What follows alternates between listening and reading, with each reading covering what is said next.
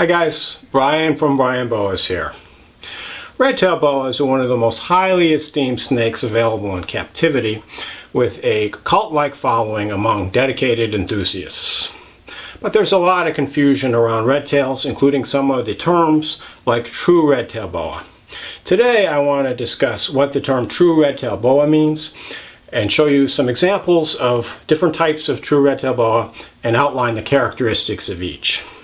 If you're new to the channel, this is a place for information about all aspects of keeping and breeding boa constrictors in captivity, so be sure to subscribe if you want to learn all about these amazing animals.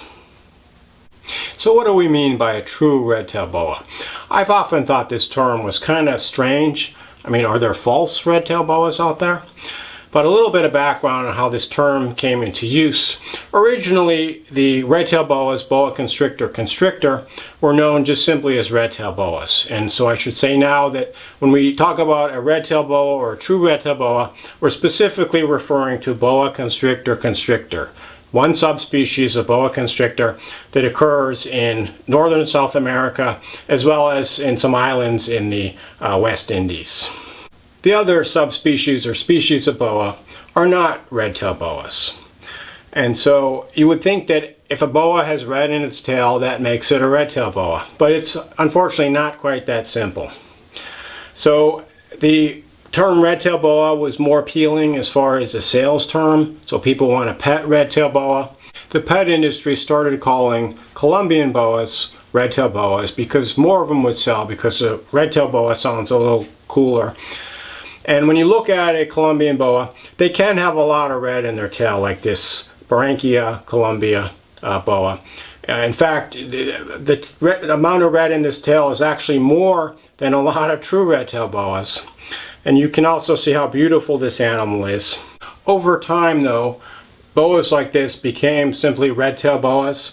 And so the people that were keeping in the boa constrictor needed a term to differentiate their red-tailed boas from the more common types like this one. So they started calling them true red-tailed boas. And so you also hear other terms. Frequently animals like this are referred to as a Colombian red-tail. But this is a different species or subspecies. They were actually a subspecies boa constrictor imperator. Recently they were elevated to a full species boa imperator. And so this designation as a true red-tail has led, unfortunately, to a certain amount of snobbery, with many keepers looking down on boas that are not true red-tails. And one thing you see a lot is you have a newbie keeper who's posting a picture of their common boa or pet store red-tail over on a Facebook boa group, and the more experienced people that have true red-tails kind of jump down their throat. So there's a lot of negativity around the true red-tails and a little bit of snobbery. And I think that's very ridiculous, because any subspecies of boa can be just as appealing. I mean, this is not a true red-tail, but this is one of my favorite boas. I mean, she's just an amazingly beautiful animal. So if you don't have a true red-tail, don't worry. There's a lot of other really nice boas out there that are not technically true red-tails. And in fact, these animals typically make better pets for most people than the true red-tails. Now I want to show you some of the different types of true red-tailed boa. These are all boa constrictor, and they look a little bit different depending on their country of origin or locality. And so this first animal is a Suriname true red-tailed boa. And Suriname true red-tails are probably the epitome of what most people think about as a true red-tail. So, the first obvious place to start is the tail. And in general, they have the longest, reddest tails. The tail can be kind of a bright, fire engine red. It can be a little bit darker red. It can be even kind of a darkish, maroonish purple in some red-tailed boas. But in general, the colors are going to be brighter, and the amount of tail saddles is going to be the longest of any type of boa. The other thing about the Suriname boas are the saddles. And the saddles can be either what we call peaked, or they can be round. And this animal is a nice example of the peaked type of saddle. You can see the dark markings going down the back have these little extensions that point up and down, which are said to be peaks or widow's peaks. And these are so ubiquitous or so commonly associated with Suriname redtails. Many people believe that if it doesn't have these widow's peak, it's not a Suriname. But that's really not true, because a lot of the Surinames actually have the round saddles that don't display these peaks. So another thing about the Suriname boas, the ground color tends to be kind of a light tannish with a lot of pink and, you know, rose highlights. Sometimes some of them are a little bit more on the gray side. And they, as you can see, they have this really nice muscle tone, just like all true redtails. They have this really square body, and the height of the body should be probably about twice as tall as it is wide. So they're very muscular animals. The last thing that you'll notice on the Surinames, as well as some of the other types of true redtails, are these eyelash markings on the head. They have these little dots over the eyes that look like little eyelashes. And in general, the heads of true redtail boas are longer, more elongated. They have kind of a pointy snout and more of a triangular shaped head compared to some of the non-true redtail types of boas. Our next type of true redtail is a Guyana redtail boa. And if you look at a map of South America, you'll notice Guyana is a small country that's right next to Suriname. Both of these countries are in the northern part of the continent on the Caribbean coast in what's referred to as the Guyana Shield. Many Guyana and Suriname true redtail boas are indistinguishable. They look basically identical based on their physical characteristics, although there is a lot of debate about this, with some people claiming that there are distinct differences, other people claiming that there really aren't, and that the differences that people think about have really been selected for in captivity. And I actually did a video on this before entitled Guyana versus Suriname redtail, Is There a Difference? So check that video out if you're interested in more discussion on this topic. But what I will say is, of my Guyana boas, and I only have a single pair of Guyana boas, I do believe that these are distinctly different than my Suriname boas. This is my male. This guy is about 7 years old. He's from a bloodline produced by Mike Eckert. And this animal really looks a lot different from most of the Guyana boas out there, which is what attracted me to him. You can see he's kind of got a more dark appearance to him, and he's got these kind of dark saddles that are peaked. He's also got a lot of background markings. You can see all the speckles and freckles on his belly and all the markings between his saddles. And then if you look at his tail, you can see it's really more of a dark maroonish color. It's not really a bright red. It's kind of this dark maroonish, almost brownish color. But, you know, really beautiful nonetheless. And this guy, as I've mentioned, doesn't look anything like any of my Surinames. So I'm producing these beautiful Eckert bloodline Guyana boas.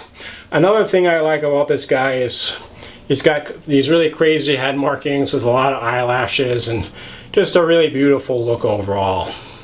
So some Guyana boas do look pretty much identical to some Suriname boas.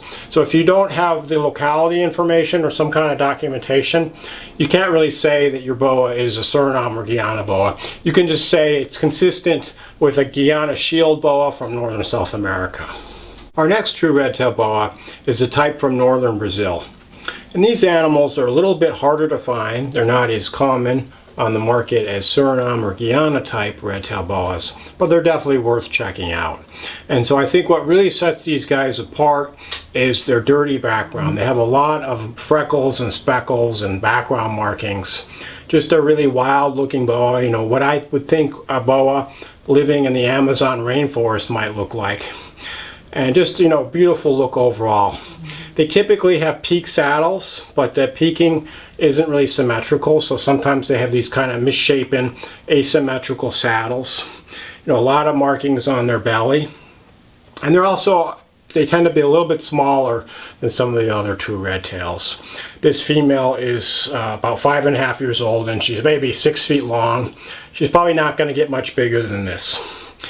As far as their tail, the brightness of the red tends to be not quite as bright red as some of the Surinames and Guyanas, but it varies. So this particular animal has kind of a nice long reddish tail, maybe not quite as long and red as some of my nicest Suriname boas, but still, really beautiful looking tail. But some of the northern Brazilian boas have kind of a really short tail and they don't have much bright red, just, kind of more of a brownish red. But overall, a really cool boa red tail locality, and definitely something to check out if you're interested in a red tail that's a little bit different. The next type of true red tail boa comes from Peru.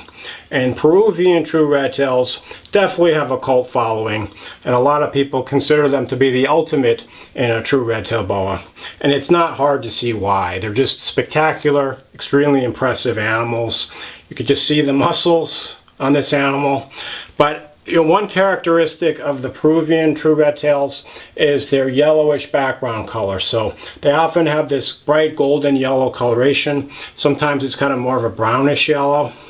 So this particular animal has a really nice coloration. Another thing that sets them apart are the shape of the saddles. And so the saddles are typically not peaked, although in some cases they can be peaked.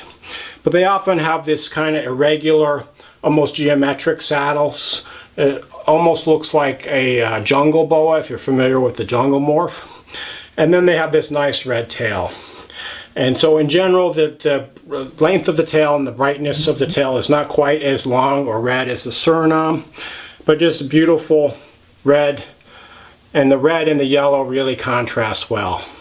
And they just have this amazing look. They definitely have a presence to them that I don't see with some of the other types of true red tails. The Peruvian true red tails are the largest form of red tail boa and probably the largest form of boa, and they are said to get up to 12 to 13 feet, although an animal 10 feet or greater would certainly be relatively uncommon.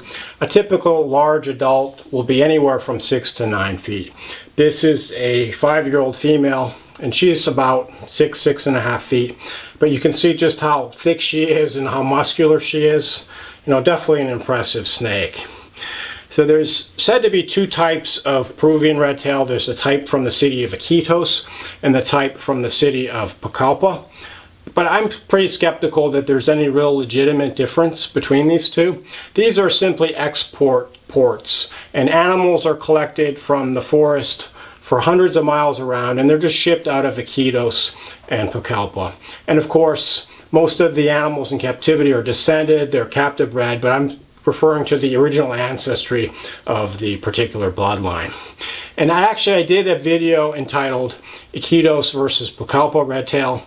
Is there a difference? So check that video out if you're interested in hearing more about the Pucallpa versus the Iquitos true red tail boas. One notable characteristic among the true red tails from Peru is they have this beautiful wedge-shaped triangular head with gorgeous facial markings, and they have some of the prettiest facial markings of any type of boa, in my opinion. One final type of true red tail that I have in my collection is the form from Venezuela. And this is another relatively rare form in captivity, but they're really cool, and if you can find one, they're definitely worth checking out. So what differentiates the Venezuelan true red tail is their overall smaller size as adults. They typically get to be around 5 to 6 feet in length, and they have this kind of nice yellowish brown color, kind of similar to the Peruvian true red tails, but you can see the shape of the saddles is different. Typically they have more of this pinched bow tie shaped saddles, and then they often will have this little dot of the lighter background color in the center of the saddles. And so the shape of the head is a little bit different. They have kind of a shorter head, kind of more squat, with the nose is not quite as elongated as some of the other true red tails. In fact, the shape of the head is not that much different than that of the Colombian boa imperator. So, definitely a cool biology at work there, looking at the physical characteristics of these different boas from different regions to try to deduce their evolutionary relationships. So I really like Venezuelan boas. I've got some other types as well, such as the Paraguanera Peninsula boas. But there's a lot of fascinating evolution going on in these animals.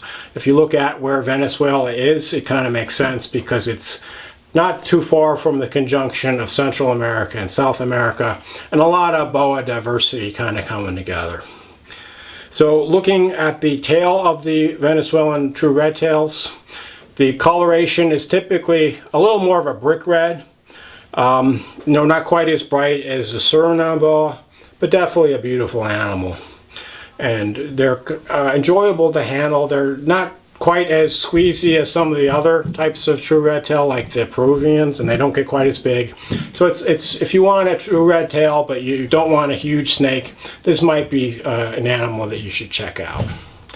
And so I wanted to end the video by saying that this year I have quite a few pairings of my true red tails. In fact, all of the 5 types that I've described in this video, I have paired up right now, and fingers crossed that I should have some really nice babies later this year. They'll typically be born in the late summer or early fall. So if you've been looking to get a true red-tail boa, please be sure to stay tuned, follow my breeding updates, as well as my available babies. So hopefully this video has cleared up some confusion if you were confused about the term true red-tail boa, and I hope it's been helpful. As always, if you have any questions or comments, feel free to shoot me a line. Thanks for watching and enjoy your boas.